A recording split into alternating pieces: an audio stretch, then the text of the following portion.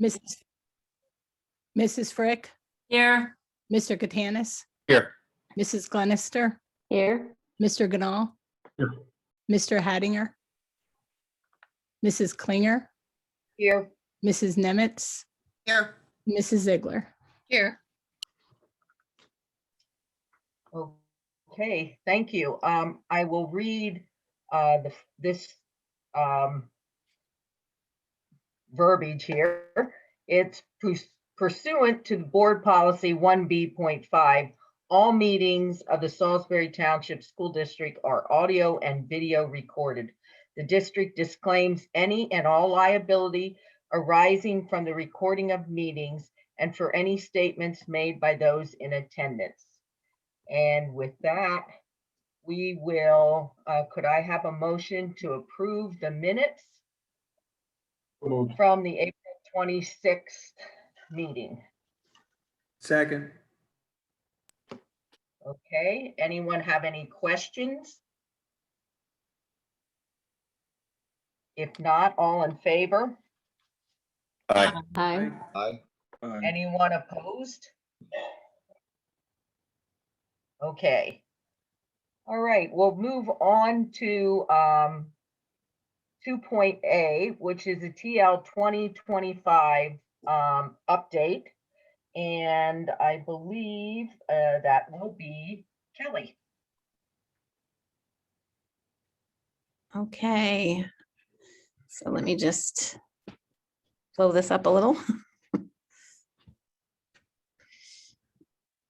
So for tonight, I just have a few updates. As you know, we've been piloting some reading programs, looking at ways to strengthen our reading program. We have been piloting 3 of them. So this started in late February when we knew we were getting, when we received information to get ESSER funds. So we haven't had that long. We did narrow it down to 3, which I couldn't have asked teachers to do more than they've done in the short amount of time that we've had in looking at these programs. Some of our activities since April are we've continued to pilot the programs or components of programs to get some feedback from teachers. We've even gotten feedback from students. We've observed lessons. We've attended some professional development. We had a panel discussion with teachers from another school, and we've continued to interview administrators from other districts regarding their experience. As it turns out, it's no surprise, nothing is absolutely perfect, but there are things we like about all of the options on the table. And if we hadn't had PSSA, or we, hadn't been May, which is the end of the school year and so much going on, we might have been able to get to fruition with this process. But despite our best efforts, we're just not quite there yet.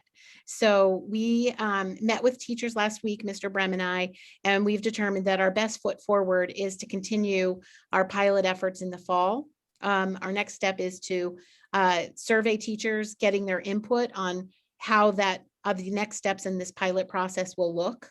And then we'll reconvene and get those options out there for the fall. So Mr. Brem and I will meet after we get that data from the teachers to determine how to best expand and move forward with these options. So I just can't say enough about the teachers and how they managed to fit in, and Mr. Brem as well, fit in these opportunities at this late in the school year. And I think we came close, but we're just not quite there.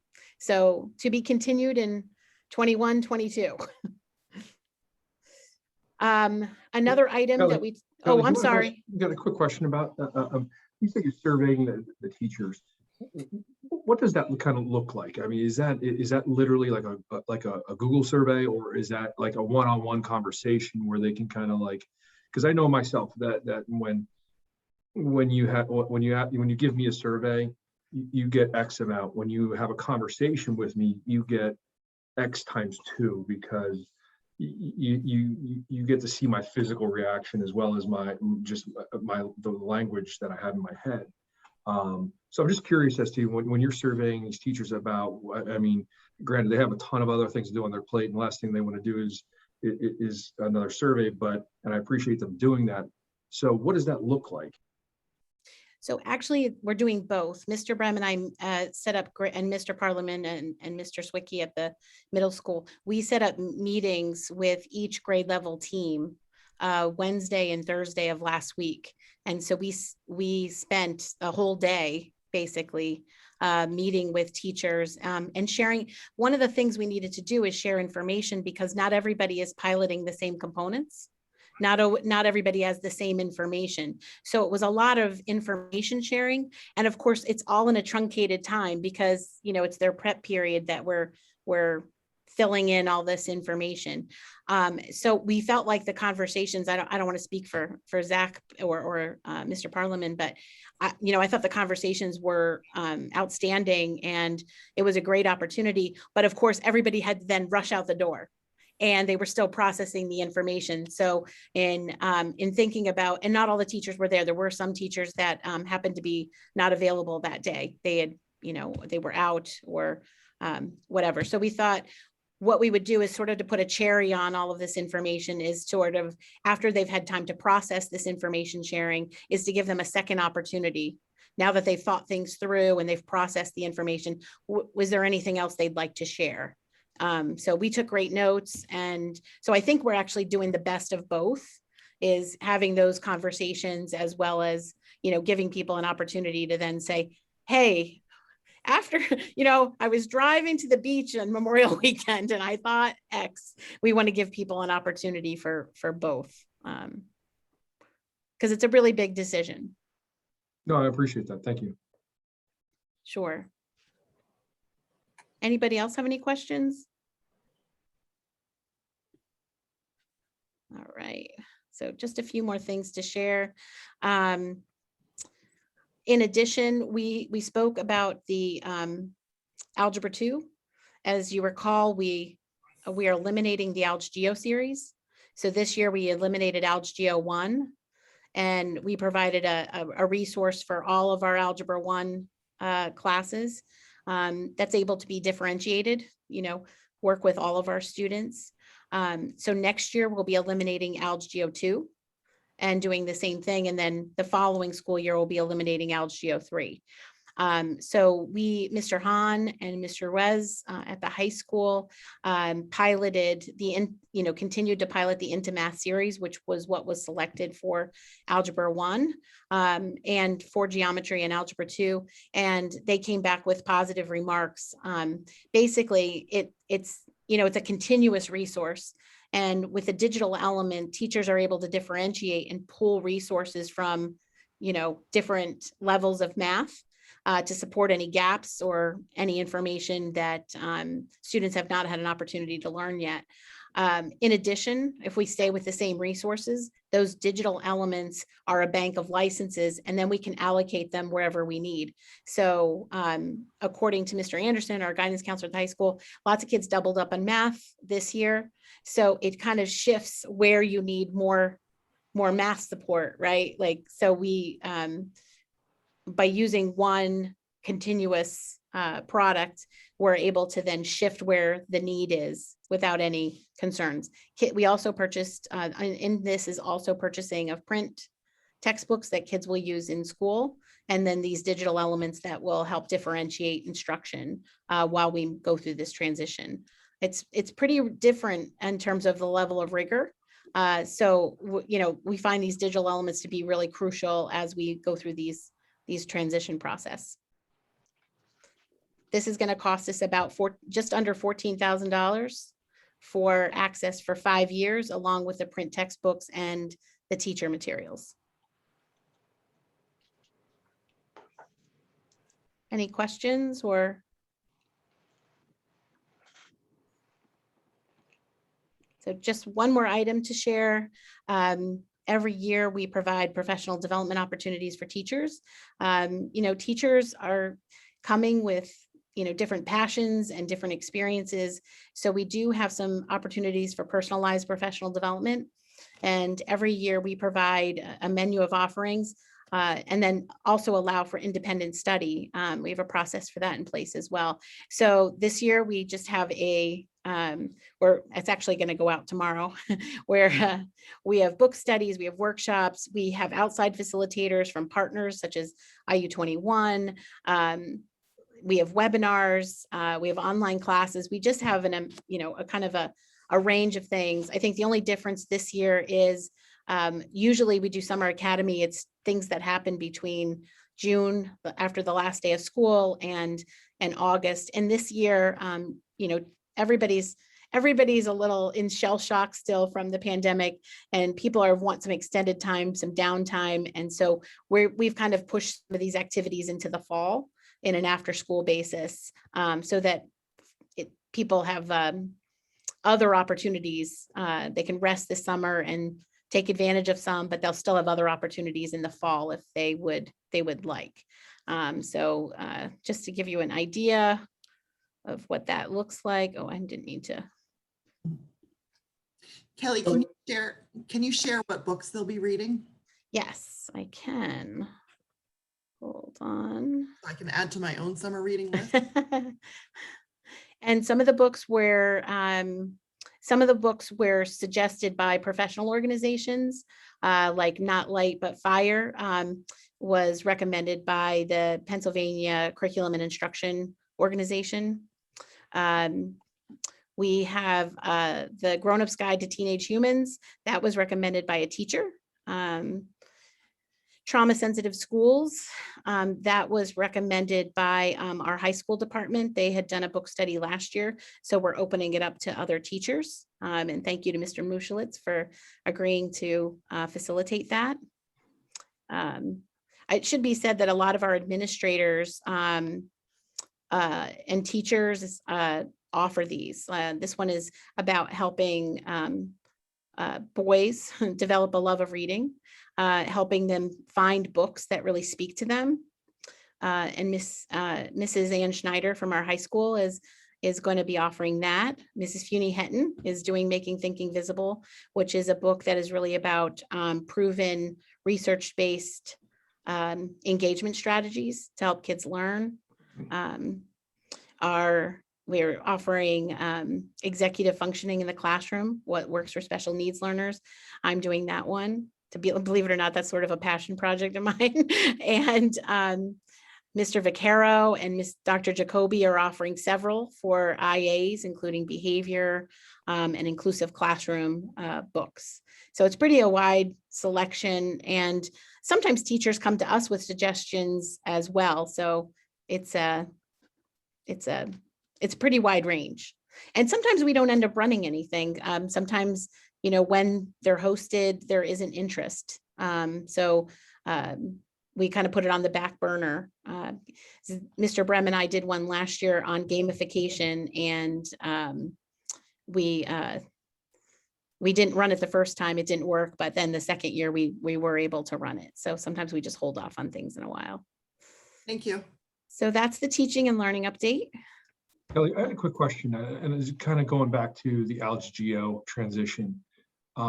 What grade or what level is the first we're offering, like, the availability of algebra to students? Is that Seventh grade? 7th grade? Yeah, Okay. 7th grade, the students take the first half of Algebra 1. We have Okay. one advanced, I shouldn't say everyone, but that's the first opportunity, is students who are showing a proclivity for an early proclivity for math. We provide a section of it's half 7th grade, half Algebra 1, and then they complete it in 8th grade. It's the 8th grade math, and then the second half of Algebra 1, and they take the keystone in 8th grade. Okay. Okay, any other questions before we move on to the elementary curriculum plan and recommendations? And that again will be Mrs. Pauling and Mr. Brem. All righty. So let me go back to sharing my screen. And here we go. All right, so we've been working pretty extensively, Mr. Brem and Ms. Funi Hetton and I, and teachers as well, to look at our our curriculum plan, taking into account what's required now and what will be required in the future. Our big purpose is thinking about how can we strengthen tier 1 instruction? How can we have instruction that's, aligned to the PA core standards, as well as we know time is a factor. So how can we streamline what we're doing and modernize our learning experiences and serve, a diverse group of students and meet all their needs?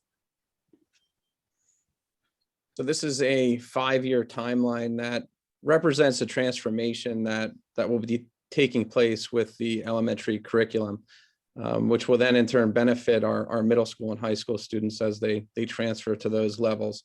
This year, we've implemented our research-based math program, which was Zern and Eureka. And we're planning on refining that next year with having more students face-to-face. It'll give us an opportunity for some of the elements like small group instruction as well, and look to transition to a new English language arts curriculum as well. As Kelly shared in the previous presentation, we're narrowing at this point, we're down to 3 that we're considering as contenders right now. We just need a little bit more time for that. So for the 22-23 school year, we're looking for the full implementation of that new ELA program for elementary learners.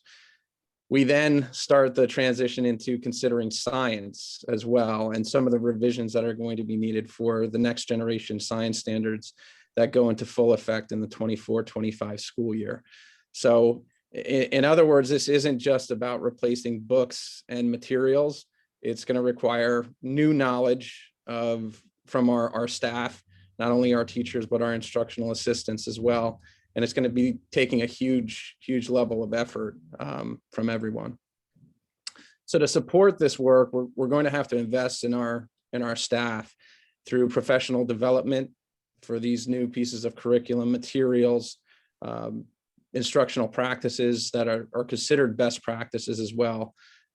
Time for our staff to plan with their colleagues, grade level teams across multiple grade levels as well, to collaborate, using data from our assessments to then plan for instruction and success for our students, and writing curriculum. So this is broad. It doesn't just apply to our classroom teachers. It applies to students who receive special education services and English language learners as well.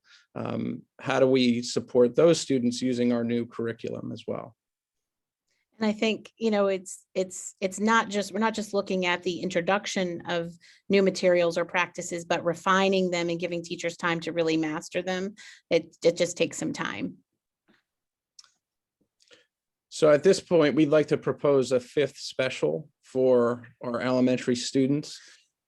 Kindergarten through 4th grade students currently have 4 specials, which are library, music, art, and physical education. That 5th day currently is considered, as our teachers call it, a long day, or the day without a prep period. So the 5th special that we're proposing would be science, technology, education, and math, which is called STEM for short. This would benefit every student in kindergarten through 4th grade. It also provides an extra planning period each week for our grade level teams, which is going to aid in that collaboration that is going to be needed in this 5-year plan. It also gives us a venue to explore the new science standards that are on their way and unpacking those, and building some confidence among our students in these areas which STEM applies. In looking at how we might go about this, it's actually budget neutral. Of our current enrollment trends are, we've been monitoring enrollment for, several months, and we are looking at, again, having 4 kindergarten classes this year. We have 4 kindergarten classes, next year. We had 4 kindergarten classes this year moving to 1st grade. We've had 5 in the past. So we actually have a natural reduction of a teacher.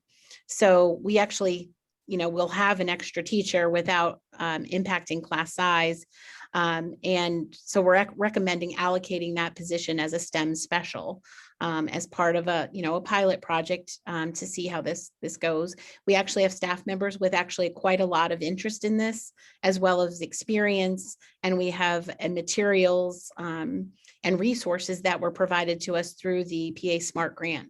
So actually, we have a lot of expertise, we have a lot of materials, we have time in the schedule, and at this point, we have a teacher that we could use to shift into this position. And while we did consider other uses of that teacher, we feel like this is the best solution moving forward because it impacts positively every elementary teacher and every elementary student. Oops. So we're actually asking for your approval for a 5th special, that the K-4 students would have 5 specials next year, and transferring of an existing staff member to that position. You Any have my approval, Kelly. I'm excited to see the kids be able to have STEM so early in their scholastic career. I think it's really a great opportunity for our kids. Yeah, I concur with Mary. I think the earlier students get exposed to this type of thinking and curriculum, the better. And to have that as a 5th special and have it for every student across the board in the elementary is the maximum benefit you could look for across the length and breadth of the school. So I applaud the idea, and I think it's a good one. I have one question. So would the activities that they do in their STEM special, would they tie into what they're learning like in science and math in their classroom potentially, or would it be like a separate sort of learning track? I'm not sure, because in looking at the new science standards, there may be some new items. For example, engineering is actually part of the new science standards, which we didn't have before. So and I think it's going to be the teacher who's selected, also their input along with teachers to see what works. It could be partly a sandbox where we develop some ideas that then we can push into the classroom, and it could be things that remain as a STEM special. So definitely the opportunity is there as we look at new ELA programs, and that knowledge building dimension that science and social studies is naturally built in there. There definitely is potential for that thematic kind of piece there. Okay, thank you. Anyone else have any other questions? I don't have a question, but I approve of it too. I think that it sounds exciting for the students, and it'll be a great way for the teachers to use that extra time on their long day. No more long days. Well, there might be still long days. There might be still some long days. Well, thank you very much.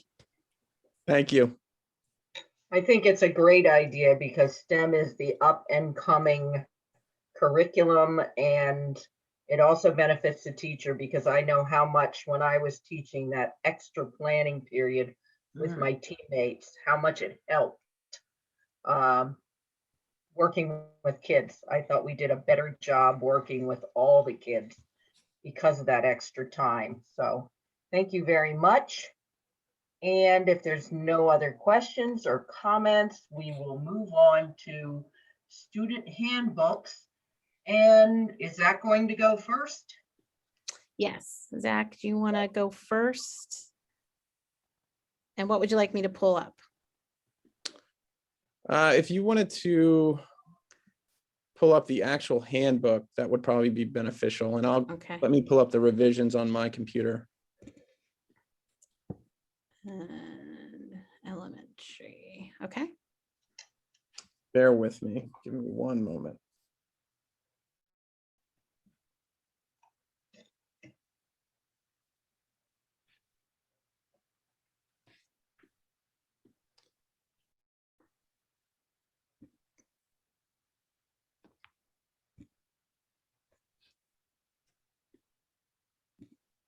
Okay, any of our changes that are highlighted in yellow are updates that have already been made to the handbook.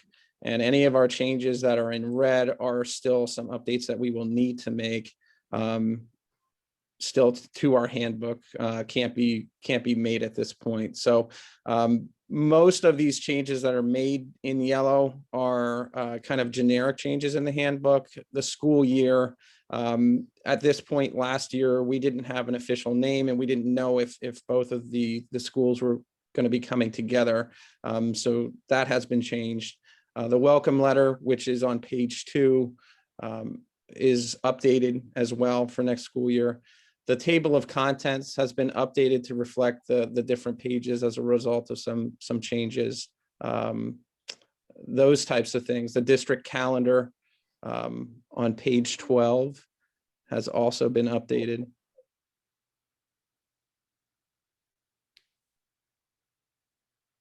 Right there. Okay.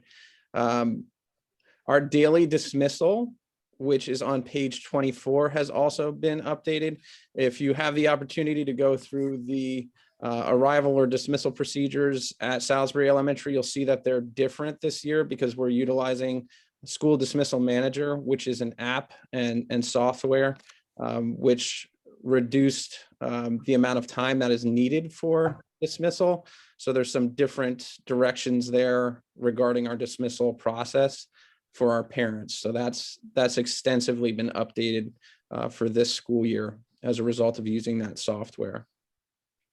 Food service on page 27 has also been updated to reflect that all meals for next school year are free for our students, for all students. And that would, all lunches and breakfasts are free for our students. If a student wants to purchase an additional lunch and they qualify for a reduced fee, we've updated those charges there as well if they want to purchase an additional lunch.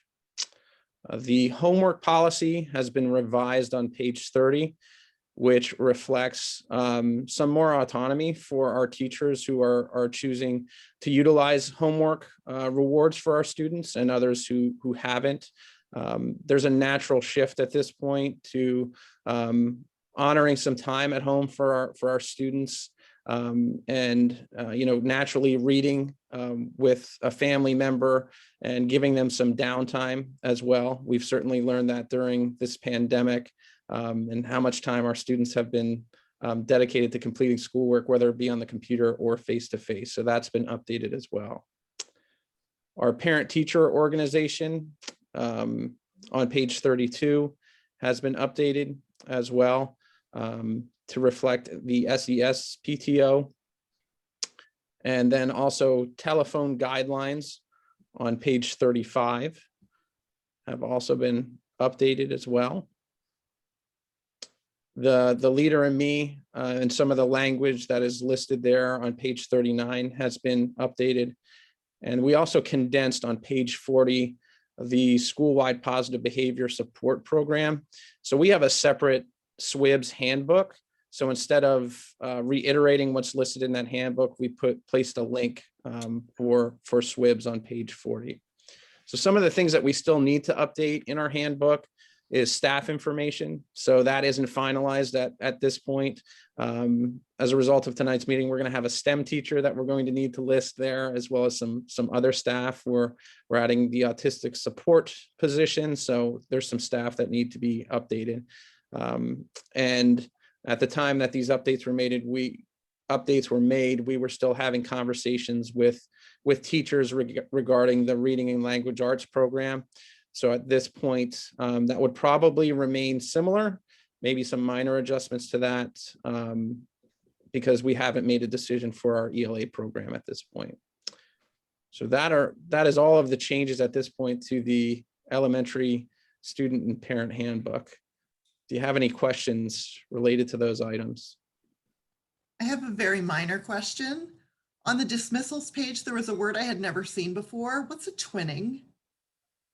Is it like bikers twinning or something? Walkers, bikers, and twinings. So twinings is a childcare that's in our area that utilizes their own bus, but pulls into our bus lane. Okay, that makes sense. Thank you. Welcome. Sarah, I can let you know about twinning. Any other questions or comments? There was just no other description of it. So I was like, what is this? Okay, thank you, Zach. And we'll move on to the middle school handbook with Mr. Parliament. All right, good evening, everyone. So only a few changes for the middle school handbook. Kelly, if you just want to put up the changes, we don't have to go through looking at the handbook. That's good. So one of them that's not finalized yet, because we're still working on the schedule for next year, is our schedules. We usually put our schedules in the handbook for parents and students to see. We're looking at making some tweaks to it again. It's just not finalized at this point because we're still waiting on some information. But a couple of the things you'll notice, it's going to be very similar to this year's schedule, but we're looking at shifting times of specials to the afternoon and trying to find a common special time for 5th grade, because the way it worked this year is for the shared staffing, we had one class that was offered in the afternoon, so they didn't have a common planning time. So I'm still playing around with the schedule, and that'll be finalized and be part of the handbook soon. Like Zach mentioned, our literacy program, we were anticipating possibly updating that in the program or in the handbook. After tonight's meeting, we'll be holding off on that, so it will be the same as last year's until the pilot's concluded, and then we'll make those changes for next year's handbook.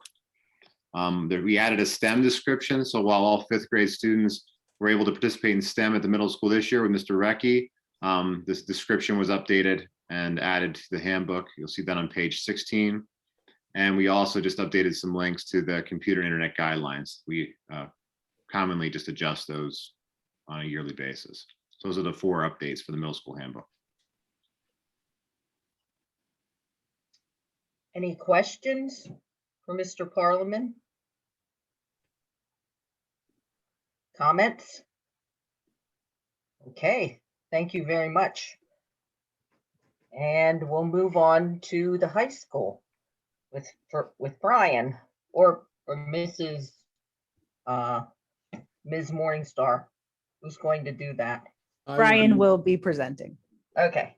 I will present. Thank you very much. I'm going to start with the vast secondary student parent handbook changes. Last year is when I spent more significant time talking about the changes to both the vast handbook and the senior high handbook. So this year, changes are very minor since last year's transitions took place. For the vast handbook, we just basically did some minor wording. We updated personnel information. We updated the marking periods, the enrollment dates, the cutoff dates for vast enrollment. We updated the internet reimbursement form verbiage and dates. And we just updated the forms that were in the handbook.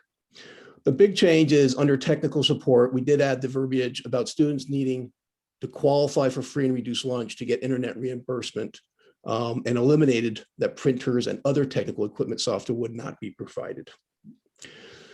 So that was the changes for the VAST program for next year. Any questions on that? Okay, I'll go on to the secondary handbook, the changes.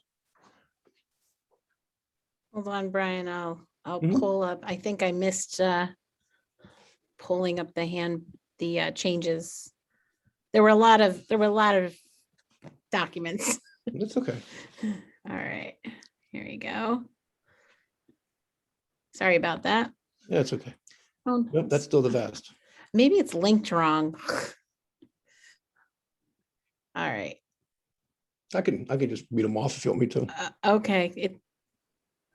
I think we're having a little technical. Yeah, it's a technical thing. The wrong document's linked. I'm sorry, I missed that. Okay. Can Well, you? the document was shared. Again, minor changes to the secondary handbook. We updated school board members, superintendent information. We updated any new school board policy links throughout our handbook. Occasionally the links change. So I go through every single link in the handbook to make sure they are updated. I deleted all the references to TL 2020, since that's no longer our initiative. We're now moving on to TL 2025. I replaced those links with all the there we go. Thank you. I'm on number 3. I replaced it with the updated district technology website on the main page of our website to the school district. There's a technology page that Mr. Smith put together very nicely. And all the links there correlate with all the technology information in our handbooks. One of the big things that I did add this year, for next year, excuse me, I added the wording under the discipline section that during the 2021-22 school year, Salisbury High School Administration will be piloting some alternative disciplinary measures when deemed appropriate. That was added. I've been very much interested in Ms. Morningstar and I and Ms. Fouini had talked about not necessarily implementing restorative practices, but exploring and using other alternative measures rather than just suspensions all the time to see if we can, in some occasions, make more positive influences on changing behaviors of our students. It'll be used sparingly. It's just going to be a pilot, and in some cases, and if it's definitely some positive changes, we'll definitely be implementing some things next year, the following year, excuse me. I updated the fact that Mr. Nick Correa is now our supervisor of child nutrition, added his email address. And I updated number 7. We started a new pass process this year. We added a program called Smart Pass, which is an electronic pass system. Because of COVID, we didn't want teachers, students passing paper passes around anymore. So we implemented the Smart Pass program, which, by the way, went very, very well. It was quicker. It took away less of teachers' time during instruction time for students to have to use the restroom and stuff like that. Myself, Ms. Morningstar, our school resource officer, we all have the administrative page that we can see any pass at any given time in the building at any given time, which is very effective. So we're going to be using that again next year. So I just changed the wording on the Smart Pass and explained it in our handbook. One thing I don't have here, which I would like to add, after listening to Mr. Brem's presentation on his handbook at the elementary level, I would like to add about the breakfast and lunches being free for the 2021-22 school year, as implicated by the federal government. So I'm going to be, with permission, adding that to our handbook for next year as well. Any questions on those changes for next year?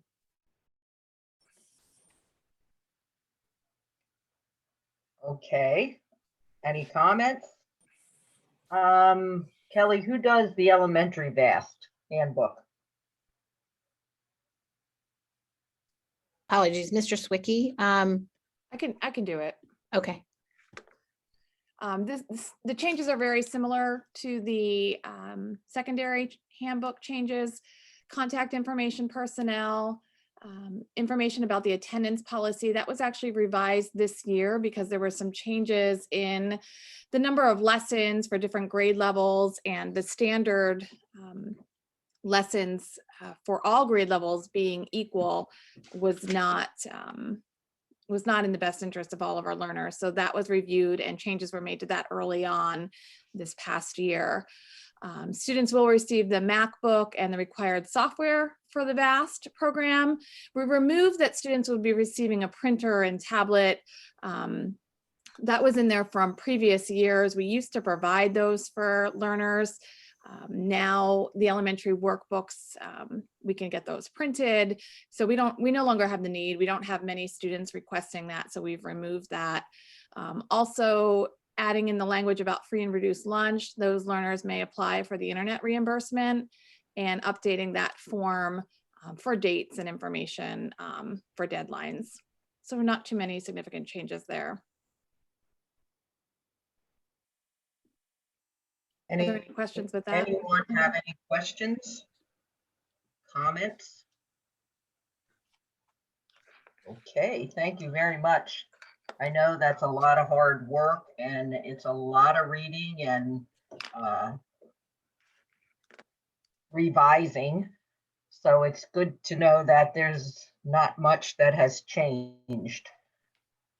Okay, with that, is there any old business?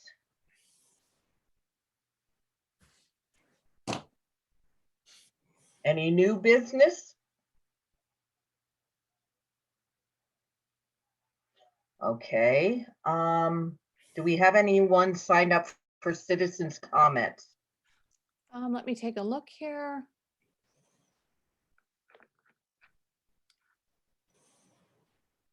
We do not. The two people who are signed up were for the previous meeting, Patty McLean and Elizabeth Kramer. Okay. Our next meeting will be August 4th, I assume, following the ops meeting on August 4th. And I want to thank everyone, all the attendees tonight, and I want to thank the administration and staff for all your hard work throughout this whole year. It's been extra difficult for everyone, and I think we've done a really good job. I think we can be proud of ourselves for what we've accomplished in such difficult times. So I want to thank everybody for their hard work, staff, administration, the board. We've worked really hard also, and the students, parents, everyone. So thank you very much. And if there are no other questions or comments, I'd like to adjourn the meeting at 8:40. May I have a motion? So moved. So move, second. All in favor? Aye. Aye. Hey, thank you very much.